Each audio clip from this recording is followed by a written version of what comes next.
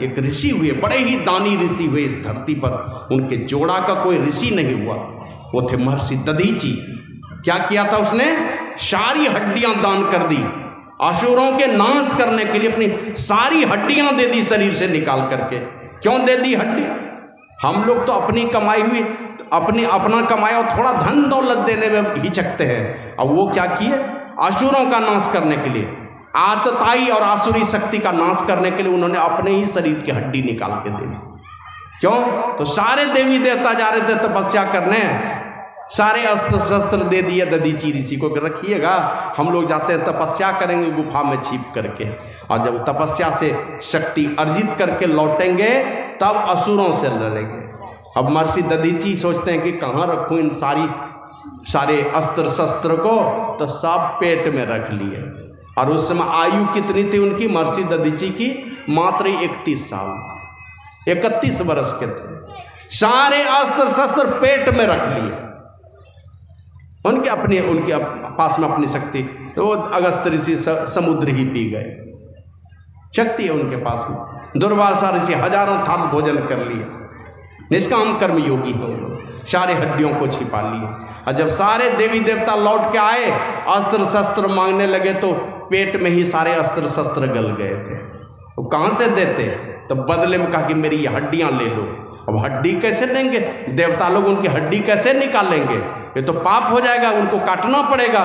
तो गौ माता को बुला करके पूरे शरीर में नमक लगा करके चटवाया गौ माता को, और अंतिम में सारी हड्डी निकाल करके दे दिया, ले जाओ।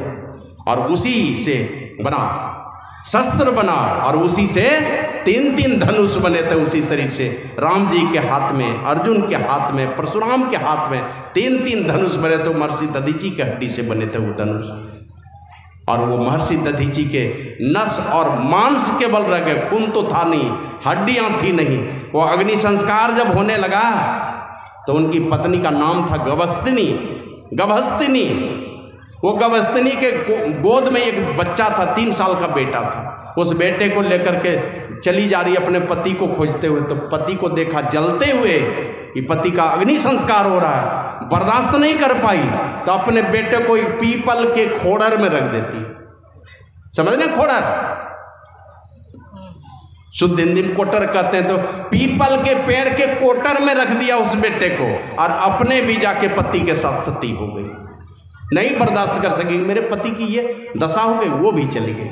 दोनों पति पत्नी विदा हो गए। बेटा 3 साल का वो अबोध बेटा पीपल पेड़ के खोड़र में पड़ा रहा।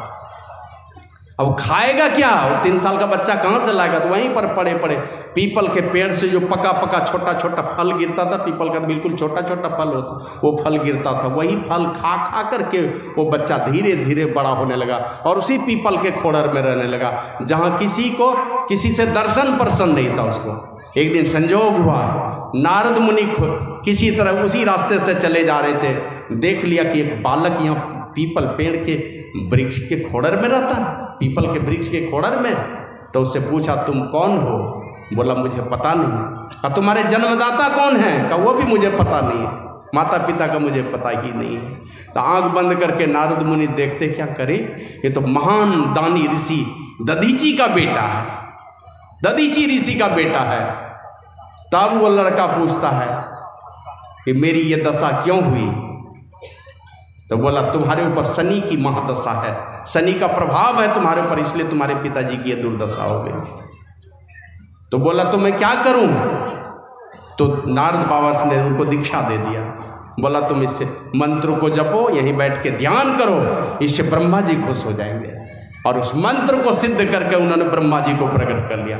और ब्रह्मा जी जैसे प्रकट हुए हैं, तो ब्रह्मा जी को कहता है वो बालक कि भगवान, बस ये अगर आप वरदान देना चाहते हैं मुझे, तो यही वरदान दीजिए, मैं जिनको भी देखूं अपने दृष्टि से उसको जलाने का सामर्थ्य हो जाए मुझ में, ये शक्ति दे दो मुझे। और ब्रह्मा जी बोले, जाओ ठीक है, तुम ऐसा ही चाहते हो, मैं तुमको वरदान देता हूं कि तुम जिसको भी देखोगे, जिसको तुम जलाना चाहोगे, वो जल जाएगा तुम्हारे देखने से। उस छोटे से बालक ने सिद्ध कर लिया। और वही बालक आप लोग जानते हैं आगे चल करके पीपल के फल को खा करके बड़ा हुआ था, इसलिए दुनिया में पिपलाद ऋषि के नाम से प्रसिद्ध हैं। दधीची ऋषि का बेटा पिपलाद ऋषि, जिन्होंने प्रश्नोपनिषद, एक उपनिषद उन्होंने लिखा, प्रश्नोपनिषद, वो उपनिषद उन्होंने लिखा। और वही पिपलाद ऋषि तपस्या करके जब ब्रह्मा जी से आशीर्वाद ले लिया, आशीर्वाद लेकर के चले गए शनि महाराज के पास, सूर्यपुत्र शनि के पास। उनको पूरा अपने सामने में देखा, अब देखा इतनी कड़ी दृष्टि से देखा, इस शनि महाराज अपने जलने लगे। अब जलने लगे तो जल करके जब परेशान होने लगे, सारे देवी देवता आ गए कि अरे शनि महाराज को मत जलाइए। अंतिम में सूर्य भगवान स्वयं आ गए कि मेरे पुत्र को मत जलाओ, कहीं इन्होंने बहुत अपराध किया है। पहले ये बताओ मेरा दोष क्या था? इस 3 वर्ष का मैं बालक, मेरा दोष क्या था जब हमको अनाथ बनाया? इसने क्यों बनाया अनाथ? 3 वर्ष के बालक का क्या दोष होता है? तो उनको काला बना दिया और अपने हाथ में एक दंड था, उस दंड से जब उनको मारा तो उनका पैर टेढ़ा कर दिया। उसी दिन से शनि महाराज, जिसको जमराज कहते हैं, उस महाराज को भी दंड देने का सामर्थ्य पिपलाद ऋषि के अंदर में कहाँ से आया? ये नारद मुनि जैसे संत की कृपा से आया है। इसलिए कहते सबसे पहले यहाँ उस जगह पर ले चलो अपने आप को, उस जगह ले चलो, ये सामर्थ्य तो तुम्हारे अंदर में आएगा, जो कुछ चाहोगे। बाबा कबीर तो कहते हैं 3 लोक 9 खंड में गुरते बड़ा न कोय, करता करे ना करी सके, गुरु करे सो होय। करता जो करेंगे वो नहीं होगा, गुरु जो चाहेंगे वो होगा। और इसीलिए हमारे गुरु महाराज भी विशेष आगे ना बढ़ करके थोड़े समय में समाप्त करना चाहूँगा। हमारे गुरु महाराज कहते हैं, संत मत की बात कहूँ साधक हित लागी, कहूँ अरिल पद जोड़ी जानी करी हैं बड़भागी। बातें हैं अनमोल, मोल नहीं एक की, अरे हाँ रे मैं ही कहूँ जो चाहूँ, कहन संत पद सिरने टेकी। करी सत्संग गुरु खोज करिए, चुनिए गुरु सच्चा, बिन सदगुरु का ज्ञान पंथ सब कच्चा ही कच्चा। सत्संग कीजिए, साधु पुरुषों की संगति में जाइए, करी सत्संग, और वहाँ चल करके तब वहाँ जाके गुरु की खोज की, और चुनिए गुरु सच्चा, सच्चे गुरु को चुनिए। उसमें से गुरु मिलेंगे बहुत। सहजो भाई तो कहते हैं, सहजो गुरु बहुतक फिरें, ज्ञान ध्यान सुधि नाई, तारी सके नहीं एक को कहे बहुत की बाही। बहुतों का बाँ थामना चाहता है, बहुत शिष्य मिल जाए हमको, ये चाहता है सब लोग, और एक को भी तारने का सामर्थ्य नहीं। लिख लेंगे फलाना मत के आचार्य, अब पूछिए उस मत में उनके गुरुजी का क्या सिद्धांत है, एक भी विश्लेषण कभी नहीं सुनिएगा, दूसरे बातों की चर्चा होगी। तो सच्चे गुरु को चुनिए, और बिन सदगुरु का ज्ञान पंथ, बिना सदगुरु के का ज्ञान का जो पंथ है सब कच्चा ही कच्चा, मतलब सब नाश होने वाला, सब भसकने वाला है, सब टूटने वाला है, बिगड़ने वाला है। बाबा कबीर कहते हैं, मैं तो आन पड़ी चोरन के नगर, सत्संग बिना जिया दर्शन। कहाँ रहते थे कबीर साहब? सब जानते हैं, काशी में। अब काशी में है, पंडितों की नगरी है, ब्राह्मणों की नगरी है, और कबीर साहब कहते हैं मैं तो आन पड़ी चोरन के नगर, चोरों के नगर में आ गया। और कहते हैं सत्पुरुष साधु पुरुष के दर्शन के मेरा जी तरसता है, नहीं होता है दर्शन। है तो पंडितों की नगरी, लेकिन कहते हैं मैं चोरों के नगर में आ गया। तो चोर का नगर किसको कहते हैं? जो चोरी करते हैं। तो काशी के पंडित क्या चोरी करते थे? तो कबीर साहब कहते हैं मैं परमात्मा की भक्ति से जी चुराने वाले चोरों के नगर में आ गया। जो परमात्मा की भक्ति नहीं, आडंबर और पाखंड से भरे हुए लोग हैं, भक्ति नहीं करना चाहते हैं, ये कहते हैं बाबा कबीर। और कहते हैं इस सत्संग में लाभ बहुत है, तुरंत मिलावे गुरु से। इस सत्संग में लाभ क्या है? वहाँ पहचान होती है गुरु की, और गुरु की पहचान के विषय में गुरु महाराज हमारे लिखे हैं, मुक्ति मार्ग जानते साधन करते नित्य। मुक्ति मार्ग की जानकारी होनी चाहिए। शिक्षा प्रवचन बहुत जाने, लेकिन मुक्ति मार्ग का पता नहीं है। मुक्ति मार्ग जानते साधन करते नित्य, अपने भी साधन करते हैं, और साधन करते नित्य साधन भी करते हैं, और सत्चित से रहते हैं। कभी भी किसी प्रकार का कोई तरह का छल प्रपंच ईर्ष्या द्वेष कोई तरह का विकार नहीं हो जिनके अंदर में, सारे विकारों से बचा करके साधन अपने आप को करते हैं। बाबा साहिब स्वामी जी महाराज कहते हैं, करहु कृपा करुणा निधान गुरु, मन अनिति तजी मेरो। हे गुरुदेव, इस प्रकार की कृपा करो, मेरा मन अनिति को त्याग दे, मन अनिति तजी मेरो। और तुअ पद पंकज प्रीति निरंतर, करई छाड़ी छल केरो। छल छोड़ करके तुम्हारे चरणों में प्रीति करे। प्रेम तो है लेकिन बीच में छल घुसा हुआ, बीच में कपट घुसा हुआ है। वो कहते हैं कि छल और कपट छोड़ करके तुम्हारे चरणों में प्रीति हो जाए। और कहते हैं वेद पुराण शास्त्र संतन की सीख अनुग्रह तेरो। वेद की सीख, पुराण की सीख, शास्त्र की सीख, वेद पुराण शास्त्र संतन की और संतों की सीख और तुम्हारी सीख, तुम्हारा उपदेश। वेद पुराण शास्त्र संतन की सीख अनुग्रह तेरो और उठत बैठत सोवत जागत रहूं सदा इन घेरो। सदैव मैं रहूं वेद की जो चेतावनी है उसके अंदर में, पुराणों की जो चेतावनी है, पुराणों का जो उपदेश है उसके अंदर में, शास्त्र और संतों की जो चेतावनी है उनके उपदेश के घेरे में रहूं और सोते जागते उठते बैठते इन्हीं के घेरे में रहूं। और तन मन वचन कर्म हो निर्मल अरु वैराग्य घनेरो। तन भी पवित्र हो, मन भी पवित्र हो, वचन भी पवित्र हो और कर्म भी पवित्र हो और वैराग्य घनेरो। एकदम घनेरो वैराग्य हो। संसार हमें कभी अच्छा ही नहीं लगे, जब भी अच्छा लगे तो गुरु अच्छे लगे, भगवान अच्छे लगे, परमात्मा अच्छे लगे, इनको छोड़ करके कुछ भी अच्छा नहीं लगे। और अभी अच्छा लगाते रहिए, अंतिम गति सबको पता चलना, जिसको संसार अच्छा लगता रहा अंतिम समय उसी संस्कार ने लात मार कर इस दुनिया से भेज दिया लोगों को। वे तन मन वचन कर्म हो निर्मल और वैराग्य घनेरो और तुम्हारी कृपा साधु गुण सगरो ममूर करे बसेरो। ए गुरु महाराज, तुम्हारी कृपा से मेरे हृदय में साधु का गुण का बसेरा हो जाए, साधु का गुण मेरे अंदर में आ जाए। कहीं संसारी लोगों का गुण मेरे अंदर में नहीं, साधु का गुण मेरे अंदर में आ जाए। और दीजिए नाथ भक्ति अनपायनी भक्ति दे दो गुरुदेव हमको, मन अटूट भक्ति दे दो, अविरल भक्ति दे दो। दीजिए नाथ भक्ति अनपायनी भवसरिता कह बेरो। इस संसार सागर से पार होने के लिए अटूट भक्ति दे दो, अविरल भक्ति दे दो, टूटने वाली भक्ति नहीं दे दो। और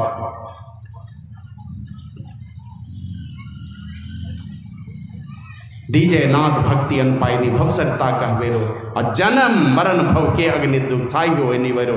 ये जन्म मरण का जो अनगिनत दुख झेले हैं ना, ये सारे दुख का निबेरा हो जाए, सारा दुख छूट जाए हमारा।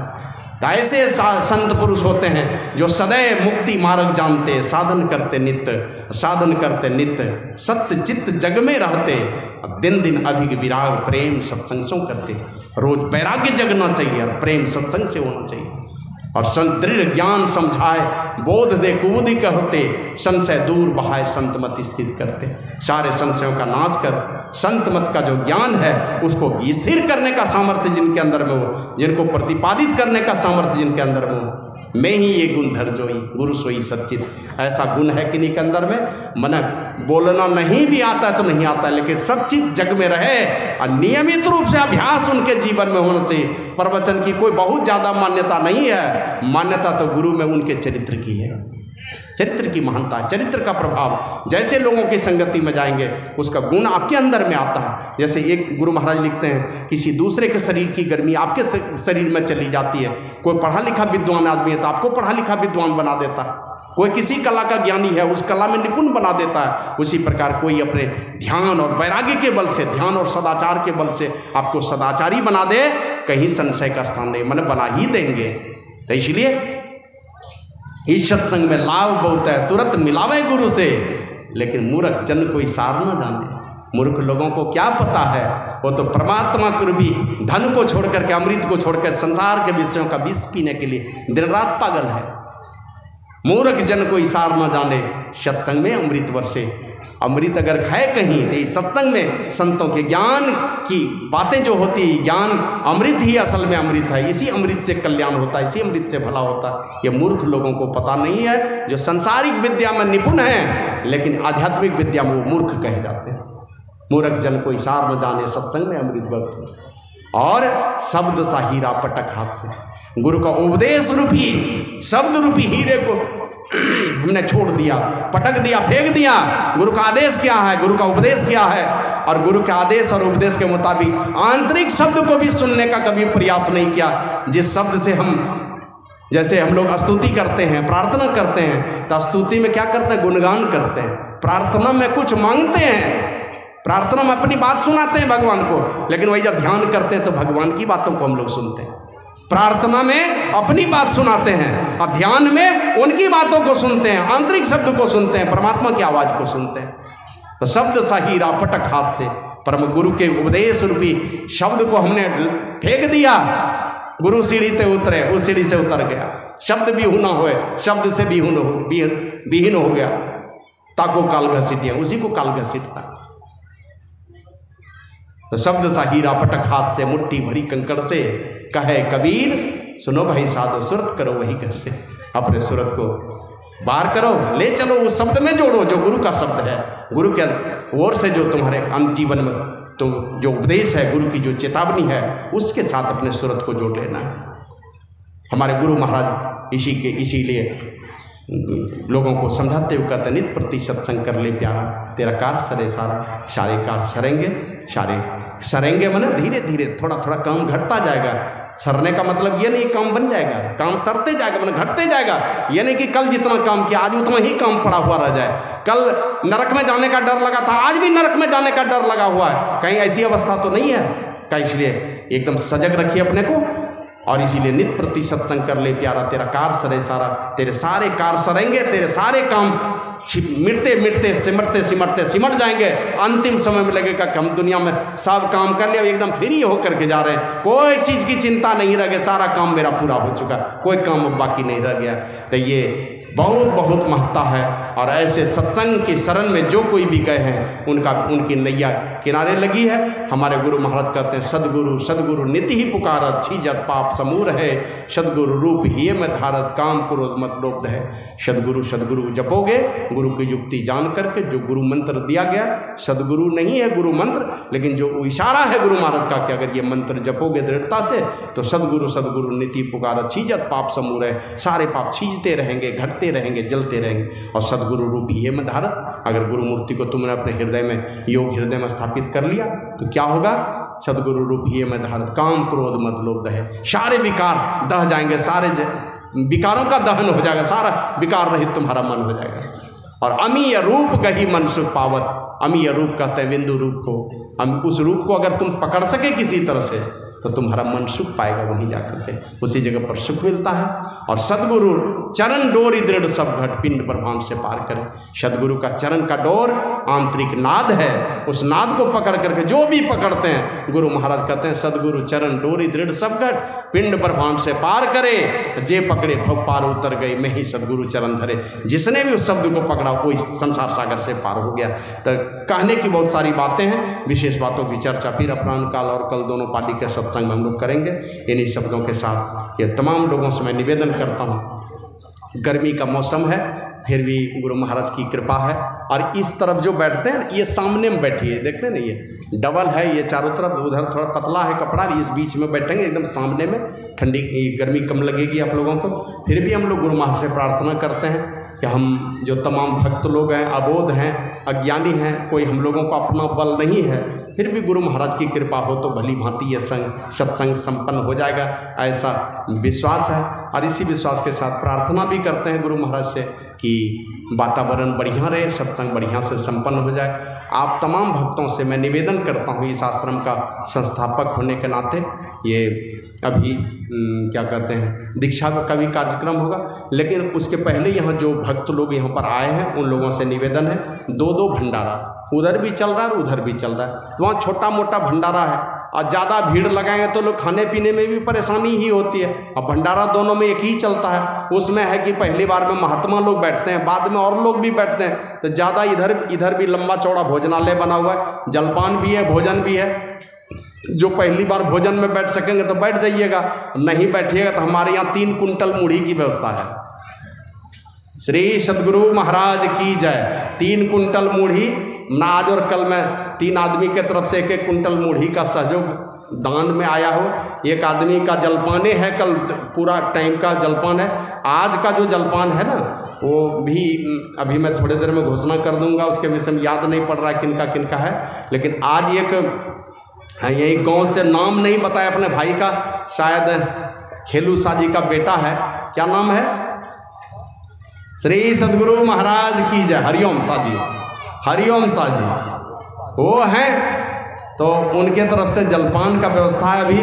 और अभी जो साधु भंडारा है ना, वो लाठी के ही हैं श्री सत्यनारायण शाह जी, हीरालाल शाह जी, सत्यनारायण शाह जी दोनों भाई हैं। तो सत्यनारायण शाह जी के तरफ से, उनके बाल बच्चे परिवार सब लोगों की तरफ से आज का साधु भंडारा उनके तरफ से है। जनरल भंडारा का भी घोषणा हम अपराह्न काल में करेंगे। तो सब लोग जो भी भंडारा चल रहा है, आप लोग जाके भंडारे में भाग लेंगे। दोनों भंडारा चल रहा है तो जहाँ सहूलियत गुजारा कर लीजिएगा। ऐसा नहीं कि इसी भोजनालय में भीड़ लगानी, यहाँ छोटी जगह है तो आप लोग सहूलियत देख करके, कुछ विशिष्ट लोग आते हैं तो लोग इधर खाते हैं, तो आप लोग इन चीज़ों पर ध्यान देंगे।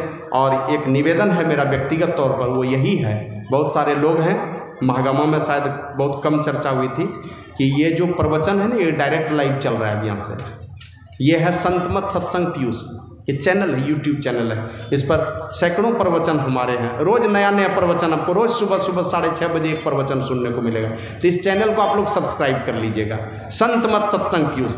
और नहीं जानते हैं तो बगल में मेरा छोटा भाई बैठा हुआ पीयूष आर्या जी हैं, जो संथाली फिल्म के हीरो हैं और वो ही सारा एडिट करते हैं। तो उनसे जाकर के मिल लेंगे, सब्सक्राइब करवा लें जिनके पास बड़ा मोबाइल है। संतमत सत्संग पीयूष, इस चैनल को सब्सक्राइब करेंगे तो सुबह सुबह रोज दिन एक प्रवचन मिल जाएगा आपको। बोलिए प्रेम से श्री सद्गुरु महाराज की जय। और जो जवान लोग हैं, चाहे भाई हैं कि हमारी बहनें हैं, ऐसा नहीं केवल भाई लोगों को कह रहा, जो भाई हैं या बहनें हैं, जरा बढ़ करके सेवा कर दीजिए।